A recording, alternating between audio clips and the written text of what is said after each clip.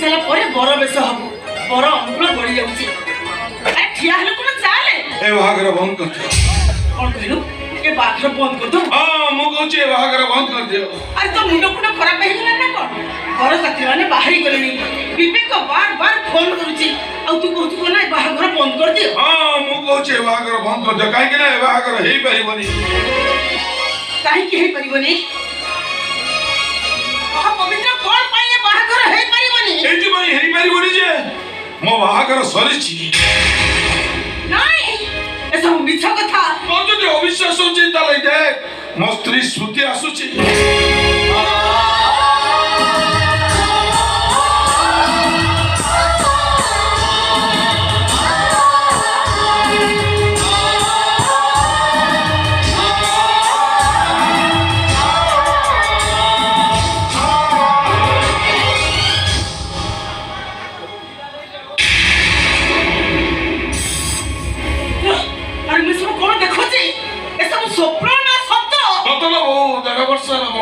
अच्छी और देगा मसला पोटे भी अच्छी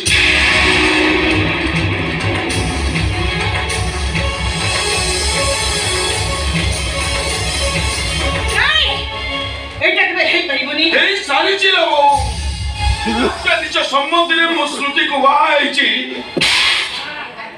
अरे निज इच्छा रे बाहावा पूर्वर तोर थरे चिंता करिबार थिला तो पर तो बो अछि तो बड़ भाई अछि परिस्थिति एमिति थिला जे का कथा चिंता करिबा मो पखरे समय नथिला अरे स्मृति बाहावा पूर्वर तू थरे ऋतु कथा चिंता करि पाइलो ने ए कथा जानि साला परे कोन होबो ता अवस्था ता परिवार लोक जते जानिबे कोन कहिबे से माने मते ए घरर मान सम्मान इज्जत रहिबो तो अरे पवित्र स्मृति की बाहावा पूर्वर तू थरे ऋतु कथा चिंता करि पाइलो ने अरे नो दी तोर नो मो हजार तोर चिंता करि सारी चिंता करी निष्पत्ति नेली जे ऋतु अपेक्षा श्रुति मो पई यथेष्ट गुरुत्वपूर्ण पवित्र परिस्थिति और परिवेश को लक्ष्य करी मु जो निष्पत्ति नेची मो अनुभव करूची मो निष्पत्ति एकदम ठीक नहीं तो निष्पत्ति केबे ठीक न हो अरे भलो हो पवित्र एक कथा केही किछि जानिबा आगरो जेते शीघ्र परछु तो स्त्री को को नहीं ता घरे छाड़ी देया तो स्त्री को चलिबा पई जेते टंका दरकार हबो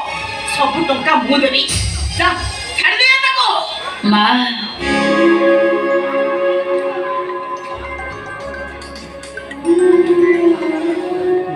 मोर टंकार लोभ नहीं कि सिंदूर लोभ नहीं आपण को पोए पत्थर दे टोपा सिंदूर दे ए पत्थर को देवी सजै दै चंती आपण तो मां चलंती देवी प्रतिमा ए देवी मां म आपण को हाथ जोड़ुची जदि पत्थर देहर सिंदूर शोभा पाउनी ताले आसंतो ए पत्थर देहर सिंदूर पोछि दे वो तुते पत्थर में सिंदूर को तू पोछि दे तू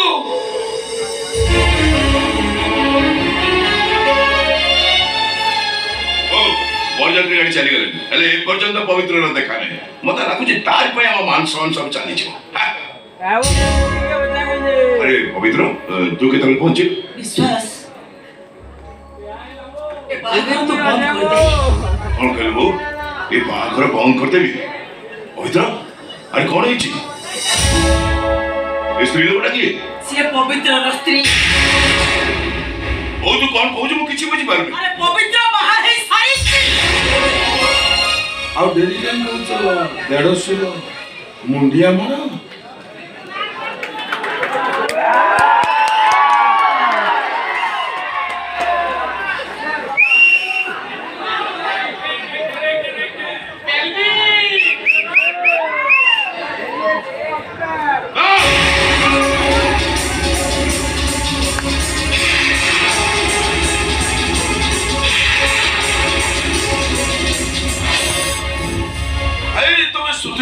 चमकी पड़ो तुम ताको आगुर चिन्हि ना को ओडे चरित्रहीन कलंकिनी बेश्या को केबा काहे चिन्हिबो ए बहु जेते शीघ्र एटा को घर बाहर कर दे तानो ना देहर गंधरे घरटा अपवित्र होई जो विश्वास सार तू कोन ताको चिन्हिछु कोन कहछु म आश्रम मेडिकल सब स्टाफ को चिन्हिछन ए किछि मास तरह से म आश्रम में चाकरी करथला बहुत साहब से तो खराब संपर्क रखी म आश्रम मेडिकल रेपुटेशन खराब ए कलंकिनी ससर म सरल निरीह भाईटा तू फसाई दे अरे पवित्र में सब कौन सुने ए वो ସାଙ୍ଗରେ ମିଶି ସାରିଛି ମୁଁ ତା ମଥାରେ ସିନ୍ଦୁର ଦେଇ ତାକୁ ପ୍ରତିବ୍ରତା ନାରୀ ସଜେଇ ସାରିଛି ସେ ଘରର କୁଳ ବୋହୂ ଚରିତ୍ରହୀନ କେବେ ବଳିଆ ସିଂ ବଂଶର ବୋହୂ ହେଇପାରେ ନା ଏ କଳଙ୍କିଣୀ ତମେ ମା ପୁଅକୁ ଯିବ ନା ମୁଁ ତମ ତଣ୍ଟି ଯିବି ମାରିଦେବି ମୋ ସ୍ତ୍ରୀଙ୍କ ପଦେ ଆକ୍ଷେପ କରି କହିଲେ ମୁଁ ଭୁଲିଯିବି ତମେ ମୋ ବଡ ଭାଇ ବୋଲି ଆଉ ତମେ ଯଦି ମୋ ବଡ ଭାଇକି କିଛି କହିବା ଚେଷ୍ଟା କର ତାହେଲେ ମୁଁ ବି ଭୁଲିଯିବି ତମେ ମୋ ମଝିଆ ଭାଇ ବୋଲି ଚୁପ୍ ରହ ଏ ବୋଉ ତ ମଝିଆ ବାବୁକୁ ଚୁପ୍ ରହିବା କହ ଗୋଟେ ଛୋଟ ଲୋକର ଝିଅକୁ ଭାଇ ଜାଣି ଆସିଲା ଯେ ଗାଁ ସାରା ବଳିଆ ସିଂ ବଂଶର ହାଟ ବସିଛି ହାଟ ସେ କଥାକୁ ଚିନ୍ତା ନ କରି ଦେବତା ଭଳି ବଡ ଭାଇକୁ ଅପମାନ ଦଉ ପଦେ ଆକ୍ଷେପ କରି କହିଲେ ମୁଁ ତାକୁ ବରଦାସ୍ତ କରିପାରିବିନି ଆଉ ମୋ ବଡ ଭାଇ କିଛି ଅପମାନ ଦବ ତାକୁ ବି ମୁଁ ଛାଡ଼ିବିନି ପବିତ୍ର ମୋ ନିଷ୍ପତ୍ତିରୁ ବାହାରି ଯିବାକୁ ଚେଷ୍ଟା କରନା ତାହା ନିଷ୍ପତ୍ତିର ସରସ୍ୱତୀର ଇଚ୍ଛା ମୃତ୍ୟୁ କରିବାକୁ ମୁଁ ବାଧ୍ୟ ନୁହଁ ଗୋଟେ ଅର୍ଥ ଶୂନ୍ୟ ବିଷୟ ପାଇଁ ଚେଷ୍ଟା କର ମଝିଆ ଭାଇ ନିଜ ପ୍ରତିଜ୍ଞାରୁ ହରି ଆସ ପ୍ରଶ୍ନ ଉଠୁନି ସତୀ ହଉଛି ମୋ ସ୍ତ୍ରୀ ଏ ଘରେ ରହିବାର ଅଧିକାର ତାର ଅଛି ଯିବା ଆଉ ଗୋଟାଏ ପାଦ ଯଦି ସେ ଆଗକୁ ଥାଏ ପିତା ତଣ୍ଟି ଯିବି ସାଚା କରିଦେବି ସତୀକୁ ମାରିବା ତ ଦୂରର କଥା ତମ ଛାଇ ତା ଉପରେ ପଡିଲେ ଏ ଘରେ ଆଉ ଗୋଟିଏ କୁରୁକ୍ଷେତ୍ର ସୃଷ୍ଟି ହବ ମୁଁ କହୁଛି ସ୍ମୃତି ଏ ଘରେ ରହିପାରିବନି ମୁଁ କହୁଛି ସୂତି ଏ ଘରେ ରହିବ ମୁଁ କହୁଛି ସେ ଘରେ ରହିପାରିବନି ମୁଁ କହୁଛି ମାନେ ସେ ଏ ଘରେ ରହିବ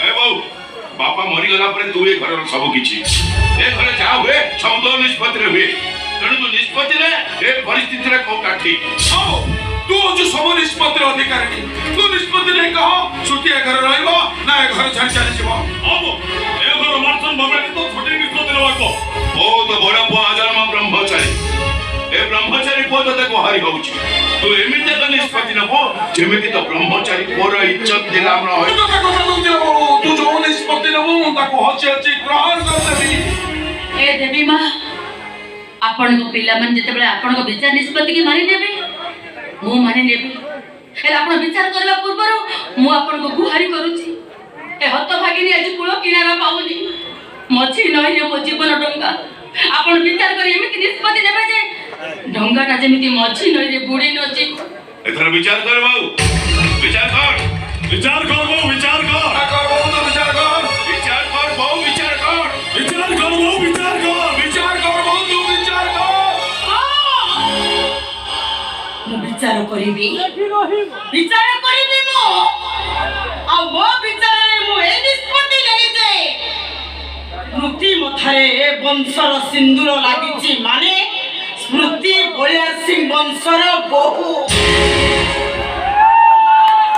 ଏ କଥାଟାକୁ ସମସ୍ତେ ମାନି ନେବାକୁ ବାଧ୍ୟ ନା ନୁହେଁ ହଁ ଏ ନିଷ୍ପତ୍ତି ଏ ଧରିତ୍ରୀ ବଳିଆ ସିଂର ନିଷ୍ପତ୍ତି ଆମ ଦ୍ୱିତୀୟ ନିଷ୍ପତ୍ତି ସମସ୍ତେ ଶୁଣି ରଖ ପବିତ୍ର କାହାକୁ କିଛି ନ ଜଣେଇ ଗୋଟାଏ ଅଜଣା ଅଶୁଣା ଝିଅକୁ ବିବାହ କରିଛି ମାନେ ଏ ବଂଶର ମାନ ସମ୍ମାନ ଇଜ୍ଜତକୁ ସେ ହାଟରେ ନିଲାମ କରିଦେଇଛି ତେଣୁ ଏ ବଳିଆ ସିଂ ବଂଶର ସମସ୍ତ ସମ୍ପତ୍ତି ଉପରେ ତାର କୌଣସି ଅଧିକାର ନାହିଁ ମୋର ଶେଷ ନିଷ୍ପତ୍ତି ଶୁଣି ରଖ ପବିତ୍ର ଆଜିଠୁ ତୋ ସ୍ତ୍ରୀ କେବେ କୌଣସି ଦିନ ଏ ଘରର ଏରୁଣ୍ଡି ବନ୍ଧ ମାଡ଼ିବନି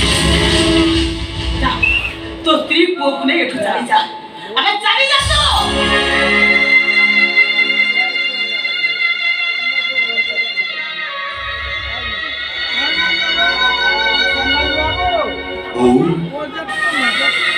तुम बोल तुम ପାଇଁ ସାକ୍ଷାତ ଦେବୀ ତୁ ଆଜି ଯୋଉ ବିଚାରକୁ ମାନି ତ ନିଷ୍ପତ୍ତିକୁ ସମ୍ମାନ ଦେଇ ଶ୍ରୁତିକୁ ଧରି ମୁଁ ଏ ଘର ଛାଡ଼ି ଚାଲିଛି ଆଉ କୌଣସି ଦିନ ଏ ବଳିଆ ସିଂହ ମାଟି ମାରିବାକୁ ଚେଷ୍ଟା କରିବି ମୁଁ ତୋର ଗୋଟେ ଅଭିଶପ୍ତ ହତଭାଗା ପୁଅ ସମୟ ମତେ ଏମିତି ଗୋଟେ ବନବାସକୁ ପଠେଇ ଦେଲା ଯେ ମୁଁ ମୋ ବୋଉ ସେବାରୁ ବଞ୍ଚିତ ହେଇଗଲି ତୁ ମତେ କ୍ଷମା କରିଦେବ ବୋଉ କ୍ଷମା କରିଦେବ ମତେ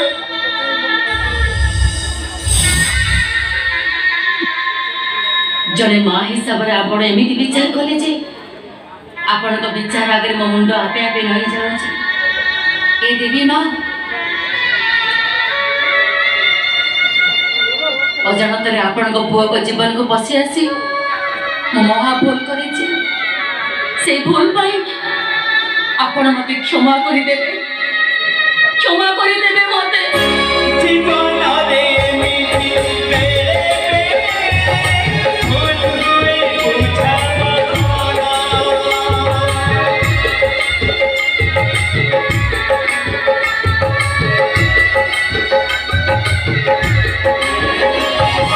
সময় তো এমিতি বেড়ে জিয়ে খালি জয়রা আখি কো পচারে তুই তো ভালো আখি কো পচারে তুই তো ভালো আখি কো পচারে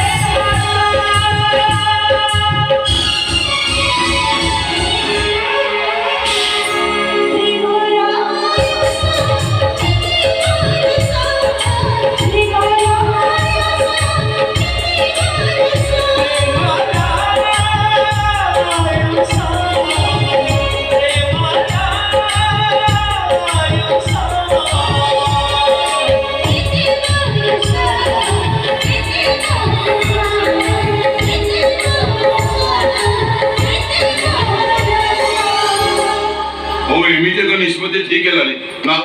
ବିଶ୍ୱାସ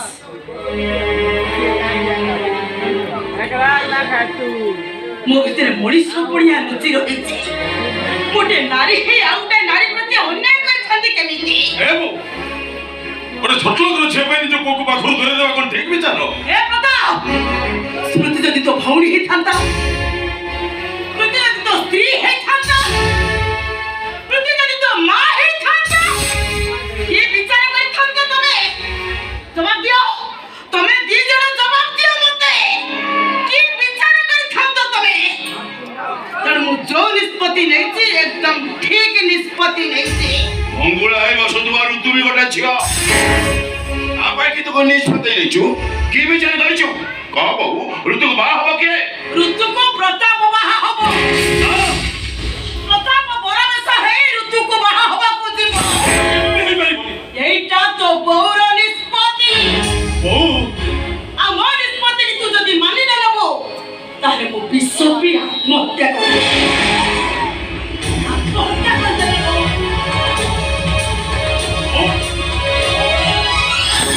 ବୋଉ ତ ନିଷ୍ପତ୍ତି ମୁଁ କେବେ ମାନି ନେଇପାରିବିନି, କେବେ ମାନି ନେଇପାରିବିନି ନିଷ୍ପତ୍ତି।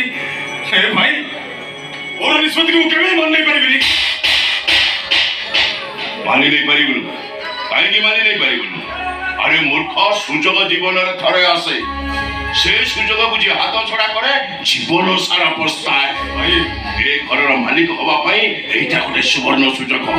ଏ ସୁଯୋଗକୁ ତୁ ହାତ ଛଡା କର ନା। କିନ୍ତୁ ଭାଇ, ଆଜନ୍ମ ବ୍ରହ୍ମଚାରୀ ମୁଁ। ନାରୀ ଲୋଭ ମୋହ ମାୟା ମୋର କିଛି ନାହିଁ। ଏ ବ୍ରହ୍ମଚାରୀ ଭାଇ କହୁଛି, ଏ ଘରର ମାଲିକ ହବାକୁ ହେଲେ ବୋଉ କଥା ମାନି ତୁ ଋତୁକୁ ବାହା ହେଇଯା। ବିଶ୍ୱାସ ମିଳେ ହରି ତର୍କେ ବହୁ ଦୂର। ତୁ ଖାଲି ମୋ କଥା ମାନି ଯା। ତୁ ହବୁ ଏ ବଳିଆର ସିଂ ବଂଶର ଏକମାତ୍ର କୁଳାଧିପତି। ଏଇ ଲଗ୍ନ ବେଳ ଗଡ଼ି ଯାଉଛି, ମୋର ବେଶ ହବୁ ଚାଲ।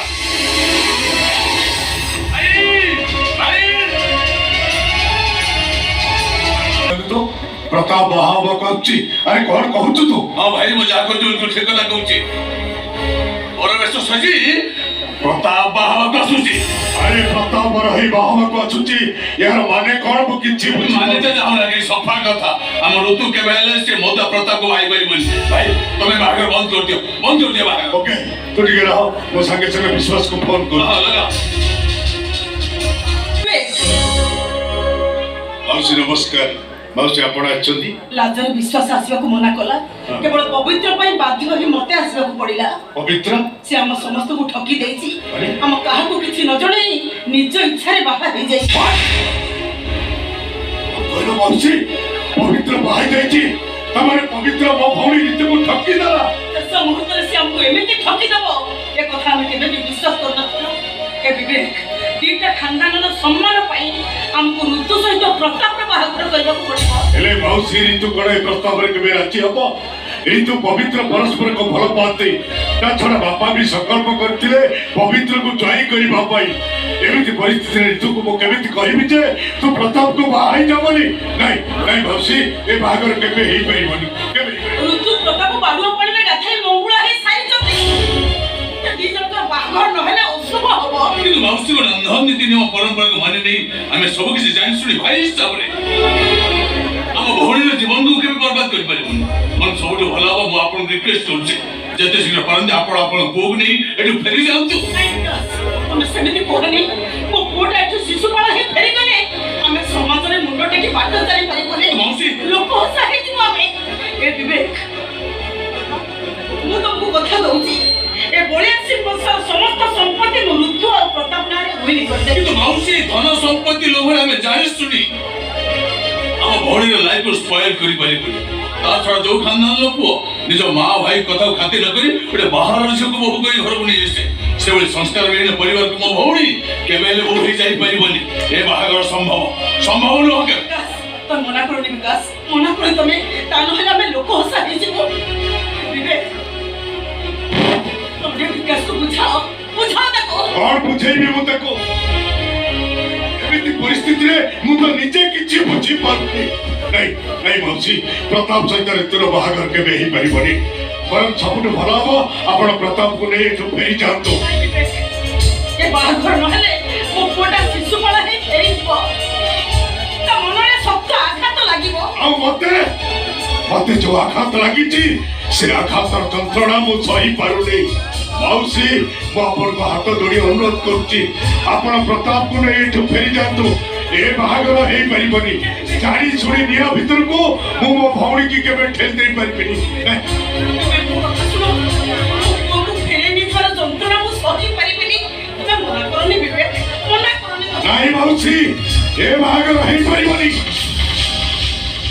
ତମମାନଙ୍କ ଭଳି ଛୋଟର ଭଳି ପାବା ଅପେକ୍ଷା ଶିଶୁପାଳ ଖେଳିଯିବା ଯଥେଷ୍ଟ ଭଲ।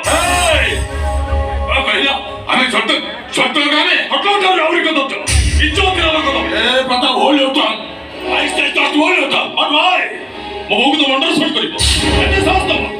ଶୁଣ, କେବଳ ତମ ସମ୍ମାନ ପାଇଁ, ତମ ମଙ୍ଗଳ କନ୍ୟା ଭଉଣୀର ଭବିଷ୍ୟତ ପାଇଁ ମୁଁ ତମ ଭଉଣୀକି ବାହା ହେବା ପାଇଁ ରାଜି ହେଇଯାଇଛି।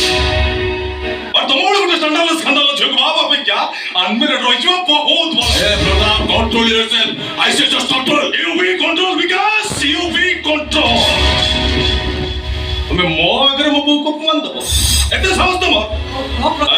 ଚୁପ୍ ରହ। ଏ ବୋଉ, ତୁ ଟିକେ ଚୁପ୍ ରହ କହୁଛି। ମୋ ଆଗରେ ଏମାନେ ତ ଅପମାନ ଦେବେ, ଏତେ ସାହସ କର। ଶୁଣ, ଆମ ଘର ଆଲସିସିଆନ କୁକୁର ପଛରେ ମାଛକୁ ଯେତିକି ଟଙ୍କା ଖର୍ଚ୍ଚ ହୁଏ, ତମ ଦି ଭାଇଙ୍କ ଦରମା ଟଙ୍କା ତା ଠାରୁ ଯଥେଷ୍ଟ କମ୍। ମଥା ଟେକି ଚାହିଁଲେ ବି ଆମ ଖାନଦାନର ଉଚ୍ଚତା ତମେ ଦେଖିବ। ନିଜ ଔକାତ ଭିତରେ ଏଇ କଥାବାର୍ତ୍ତା କର। Pratap, don't try to speak any words. Otherwise, incidentally କିଛି ଘଟି ଯାଇପାରେ। କଣ କରିବ ତମେ? ମୁଁ ପ୍ରତାପ ବଳିଆର ସିଂ।